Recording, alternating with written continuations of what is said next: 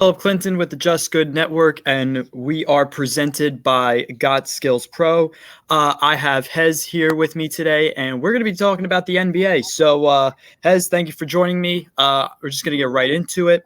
The Lakers, they're off to a pretty historically bad start for their franchise. They've given up a first-round pick to get Anthony Davis. Obviously, they won a championship in the bubble in 2020. Since then, they've had Russell Westbrook on their team that they've added. People thought this was a new big three in the latter years of LeBron's prime, but it's just not working out so far. Russ is not a starter. He's coming off the bench. AD deals with injuries. Is LeBron to be blamed for this roster? I know a lot of people call him lay GM, but do you honestly believe that LeBron is the reason to blame for this roster? I think part of the blame has to go on LeBron. I mean, if you remember way back when LeBron signed with the Lakers, they had that young team, had the young pups of Lonzo Ball, Josh Hart, Brandon Ingram, those guys, and look where all those guys are at right now. With Lonzo Ball and Brandon Ingram. I know Lonzo Ball's coming back from injury, but he was playing really good. And Josh Hart is no scrub as an NBA player. And so if you're LeBron James, you're bringing in, you're teaming up with these guys, and you trade all that away to get Anthony Davis. Everyone knows LeBron James wanted Anthony Davis on that roster, and what he had to do was trade away all those young pieces that he had. So he got Anthony Davis. And he won a championship. Some people, debate the legitimacy of that championship. But he did win the championship, so you can say that trade did work. But look at the aftermath after that, though. You traded Kyle Kuzma for Russell Westbrook, and everyone knows, even Magic Johnson admitted a few months ago that they could have had a chance to get DeMar DeRozan instead of Russell Westbrook, but LeBron James wanted Russell Westbrook. So as much blame as this roster is built together, as much blame as Jeanie Buss and Rob Pelinka have, I think LeBron James is equal to blame as well, because this is not the first time in LeBron James' career where he has played GM and that has not worked on his respective teams. Yeah, I mean, that's a great take. And, to talk more about that, LeBron has definitely, he was all in on Russell Westbrook, and he's still trying to defend it. He's still saying that I believe Russ is a big piece for us. I still think he can contribute to us, and it's just not working. And Westbrook has been, on historically a bad player. It's almost like he's a historically bad, good player, if that makes any sense. Yeah. So going two more about the Russell Westbrook and AD era in Los Angeles. Another question to ask is, do you think it's possible the Lakers could realistically move on? Obviously, there's been some rumors about AD getting traded, and the same thing with Russell Westbrook. They've been in trade talks. Obviously, again, this could be shown saying LeBron's going to trade these players again, but do you honestly believe that it's realistic that the Lakers can move one of or both AD and Westbrook? I think it's still possible. Look, Anthony Davis is not a player in this league right now. I don't think he ever will be again. But is he still valuable? Does he still have some valuable on the trade market? I absolutely believe so. I think he's a more tradable piece than anyone on the team right now. You can trade him because I'm going to tell you right now, a lot of teams are in service of a Anthony Davis, whether, 70% healthy, 80% healthy. A lot of teams would take an 80% healthy Anthony Davis on their roster. So I believe Anthony Davis is a tradable asset. As far as Russell Westbrook goes, I believe this. I believe that if the Lakers could have traded Russell Westbrook, they would have by now. And so that's an alarming notice to take, because one of the reasons I believe they haven't been able to do it is because of that contract. 47, even on a 1 year, even on a 1 year, even on a 1 year rental, 47 million. A lot of teams are not wanting to take that contract because of, you said the contract, the play, his attitude towards, coming off the bench or his play style. But I believe if they would have traded, if they wanted to trade Russell Westbrook, they would have by now. Yeah, I agree completely. And it's getting really hard for teams to honestly take on Russell Westbrook. A few years ago, if somebody had the chance to trade for Russell Westbrook, people were going to jump on it. Now it's like do I really want him to be on my team because he doesn't really contribute the way that he could. So speaking of trades that, wouldn't really work out nowadays or have been confusing and head scratchers around the league, this past offseason, the Timberwolves, they made an all-out move. They traded for Rudy Gobert. They gave up 4 first-round picks, which was an unbelievable trade, and obviously some players thrown in there. Obviously, for the Timberwolves, they were on a sort of riding high kind of streak. They had finally won a playoff game. They were celebrating winning a play-in game like it was winning the entire NBA Finals. We've seen the memes of it. We've seen everything like that. But do you believe that with how the Rudy Gobert trade's gone so far for the Timberwolves, would you consider it a success? Would you say it's a failure? Would you say it's maybe too early to tell? What do you think so far about Rudy Gobert's play on the Timberwolves? I'll say, generally speaking, for trades, historically in the NBA, whoever received the best player won the trade, generally speaking. Mm-hmm. For the Timberwolves, I'm not sure yet.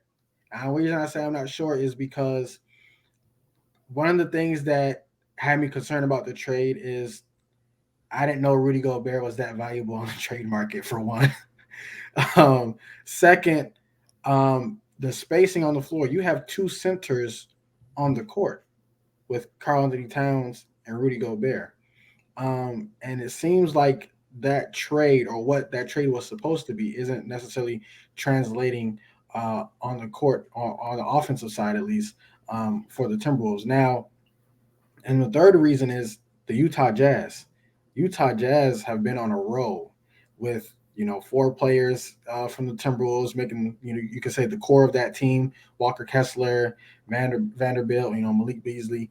These guys are the core of that team, it seems like, and they have been on a roll. So I'm not really sure to put an official stamp on if the Timberwolves have won that trade. It'll take me a lot more, probably at least 20 more games to see if they can turn something around or not. I think there are a lot of other factors why the Timberwolves aren't successful. D'Lo hasn't been playing well. Karl-Anthony Towns seems to be struggling a little bit. Anthony Edwards isn't taking that third-year leap that some people predicted that he would. So there's a lot of other factors that are going on with the Minnesota Timberwolves right now that are too early to tell if that Gobert trade was successful or a failure. And it's interesting, too, because of the fact that the Timberwolves, the Jazz, and let's even include the Cavs in that, for example. Yeah. Obviously, the Cavs, they traded for Donovan Mitchell. The Jazz also traded away Rudy Gobert. There was obviously tension between them, or it was reported that they did not get along with one another. They had a lot of chemistry issues, and the Jazz were never successful with the two of them together. Now, both players are off the teams, and the worst person in the situation right now that's having the worst situation is currently Rudy Gobert. Donovan Mitchell and the Cavs are, not bad so far. Same thing with the Jazz. I mean, they've been on a pretty hot streak to start the year off. So it is definitely sort of eye-opening that maybe it was Rudy Gobert the entire time in Utah. Who knows? But speaking of teams that are on a roll, up-and-coming teams in a sense, this is a team that is currently the defending defending champs, the Golden State Warriors. They've not won a game really on the road that much. They have a terrible road record. I have to say, do you think that the Warriors dynasty, Steve Kerr, the head coach, acknowledged it the other day that he believes this dynasty is finally starting to be not as great as it was, but it's still impressive for the Warriors. They've won 4 championships within the last 7 years, which is a dynasty, no matter how people look at it or not. Even when they had Kevin Durant in 2017 and 2019, they were a dynasty. They still are that dynasty, but they're starting to look like they're getting past their primes. Do you believe that the Warriors maybe need to make a trade to go for one last ride? Do you think that they should just accept the fact that maybe this core is starting to lose it? What do you think the Warriors need to do? I think that they would need to make a trade. I think that one thing about this Warriors team, I don't think that people are realizing, is that since 2015, they've made a deep playoff run almost every season since 2015, ever since they won their first championship. The wear and tear on everyone's body on that roster, especially the core players on that roster, they have so many miles on their legs. so many miles on the legs. And I think that if I were to trade anyone, the most expendable person on that team is Draymond Green. Hmm. Um, you could say that, he's a perfect piece, perfect power forward or center on that team. However, I think he's the most expendable out of the big three that they have on that team. I would say, if I'm the Warriors, I would look into Draymond Green, not only because he's the most expendable, but because Jordan Poole and Andrew Wiggins. You extended these guys to 4-year deals. You had enough money for 2 spots. You extended them, so I would not only would I say trade Draymond Green, but trade Draymond Green because this is most likely his last year with the Warriors. Yeah, that's a great take too. And a lot of people have been saying that, Draymond and Klay Thompson, they're probably not going to be on Golden State forever. A player like Curry, he'll be there forever. He won't He's go in. Yeah. But that's the thing is another thing that people are missing is it wasn't just Curry, even though Curry won finals MVP, a big piece to that Warriors championship run last year was the play of Andrew Wiggins and Jordan Poole. A lot of people fail to realize that, I feel, but at the same time, it wasn't just Curry. Even though he won finals MVP, his first finals MVP of his career, he was definitely helped out, not by Klay and Draymond like he was in the past championship runs. It was Jordan Poole and Andrew Wiggins. So, speaking of that championship from last year and that NBA Finals, the Boston Celtics, their head coach last year, Ime Udoka, he was obviously, people looked at him and said, he is the coach. He's going to lead the Boston Celtics to an NBA championship. And then right before the season started, there was the scandal that came out about him. The Celtics were going to suspend him for a full season because a team suspension, not even a league suspension, a team suspension for the full 2022-2023 NBA season because he had a supposed relationship with someone involved in the Celtics organization. And then there was rumors that the Nets were going to hire him after they fired Steve Nash. Then they decided to go a different path. What is next for, Coach Udoka? Is he going to coach another NBA team? Is he going to come back to coach the Celtics? Do you think he'll move on for them? What do you think is next for him? Well, when he first was considered for the Nets job, at first I thought, he's actually going to be leaving the Celtics. And that's unfortunate for the Celtics players because the reason Brad Stevens was fired, if anyone remembers, is because Jason Tatum and Jaylen Brown, amongst other players, were tired of hearing the same old voice for the years that they had Brad Stevens. And Brad Stevens couldn't get what he required out of his players, so they needed a new voice. And so part of the reason Coach Ime Udoka was a part of the Celtics franchise and team was because of Jason Tatum and Jaylen Brown. So at first, when I thought the Nets were going to get him, I thought that was very unfortunate for Tatum and Brown because they were part of him getting hired there. But as things went on, especially with Kyrie and then Kevin Durant and the roster, they decided not to make that move. As it'd probably be a bad PR move, even more with the Nets right now, to hire him. So what I think is next for Ime Udoka, I think that honestly, I think he's going to be serving out the rest of this year's suspension. Because the reason for that is because if a team as media driven and crazy how the Nets are right now and their record is right now, if a team like the Nets aren't willing to pick you up, I'm not sure what other team will in the NBA. And no, go ahead. No, that I was just going to interject really fast. And another thing too about the Nets is they are a mess. I'm from New York. I've literally right in the epicenter of this whole mess, basically, with them. It's all in the news. It's all you see in our local papers here in New York.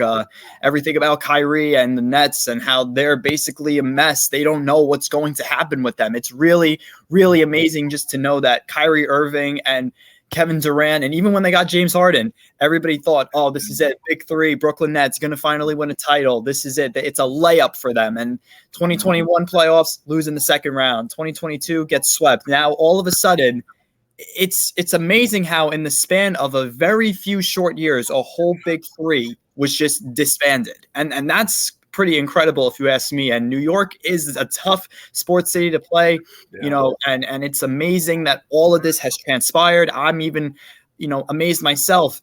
And just a follow up really quickly is, speaking of the Brooklyn Nets, I'll ask a follow up. I mean, what happens for them next? Because Kevin Durant is starting to speak out about them.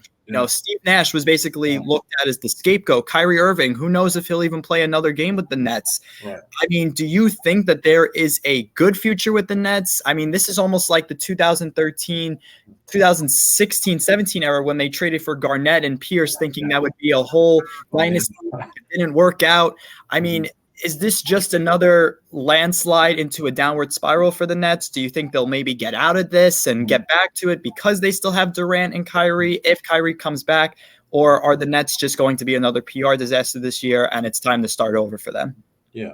Well, I would say Nets owner Joe Tsai, I think, has been the Nets' worst enemy right now because he should have blown up the team or should have known that there are going to be internal problems with the team when Kyrie said that they didn't need a head coach a few years ago.